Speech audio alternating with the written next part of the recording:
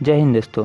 जैसे हर नापाक हरकत के पीछे पाक होता है और जैसे हर चोरी के पीछे ड्रैगन का गंदा डांस होता है, वैसे ही हर मुश्किल परिस्थिति में भारत के साथ जो खड़ा दिखाई दे वो फ्रांस और जापान होता है।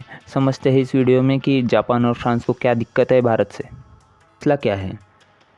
इस साल की शुरुआत में भारत को एक काफ़ी अच्छा मौका मिला G20 की अध्यक्षता करने का। G20 यानी वो देश जो दुनिया की व्यापार का 80% हिस्सा संभालते हैं।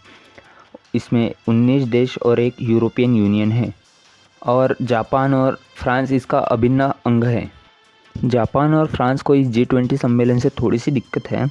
जैसे GF के साथ ब्रेकअप होने पर दोस्त को कॉल किया जाता है, वैसे ही संकट की घड़ी में जापान और फ्रांस ने भारत का रुख किया है। मगर क्यों, जानते हैं। क्योंकि फ्रांस एक वेपन बेचने वाला देश है और सबसे बड़ा वेपन खरीदने वाला देश है भारत। और भारत अपने हथियार 3 देशों से मंगवाता है, रशिया, फ्रांस और USA।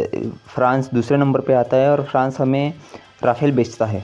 और राफेल का मिनी वर्जन यानी कि तेजस हमने यानी इंडिया ने बना लिया है। इस कारण से चीफ ऑफ डिफेंस स्टाफ, हमारे जैसे चीफ ऑफ डिफेंस स्टाफ ने भी कह चुके हैं कि हमें अब राफेल खरीदने की ज़रूरत नहीं है इसके आगे। फ्रांस के सामने अभी फ़िलहाल 2 समस्या है, क्योंकि US फ्रांस को अपने वेपन बेचने देगा नहीं यूरोप में, और फ्रांस अपने वेपन इंडिया में बेच सकता नहीं क्योंकि इंडिया लेना नहीं चाहता। इस कारण से फ्रांस US से नाराज़ है।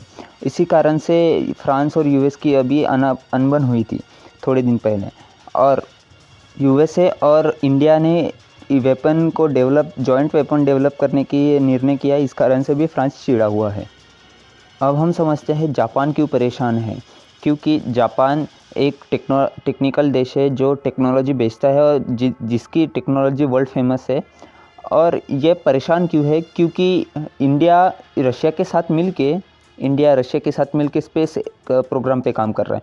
पर जापान चाहता है कि ये प्रोग्राम पे काम करना बंद कर दे इंडिया और रशिया मिलके, क्योंकि रशिया जापान का राइवल है और जापान टेक्नोलॉजी के मामले में बहुत आगे है। पर जापान ने अपनी टेक्नोलॉजी स्पेस के दायरे में नहीं बढ़ाई। इस कारण से इंडिया और जापान मिलके स्पेस के प्रोग्राम में काम नहीं कर सकते। सभी देश खुद को आगे बढ़ाने के लिए कोलैबोरेशन करते हैं। जैसे रशिया इंडिया ने किया है स्पेस के मिशन में, US और इंडिया ने किया है मिलिट्री डेवलपमेंट के मिशन में। इसी तरह ऐसा नहीं है कि इंडिया को कोई फ़र्क नहीं पड़ता फ्रांस और जापान से। जापान हमें लोन देता है और फ्रांस हमें सिक्योरिटी काउंसिल में एक सदस्य के रूप में सपोर्ट करता है हमेशा।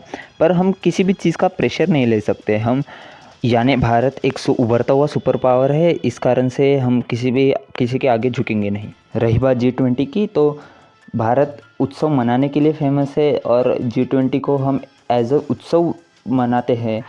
और जैसे मोदी जी ने प्लान किया है G20 को हर स्टेट में एक मीटिंग रखवाई है।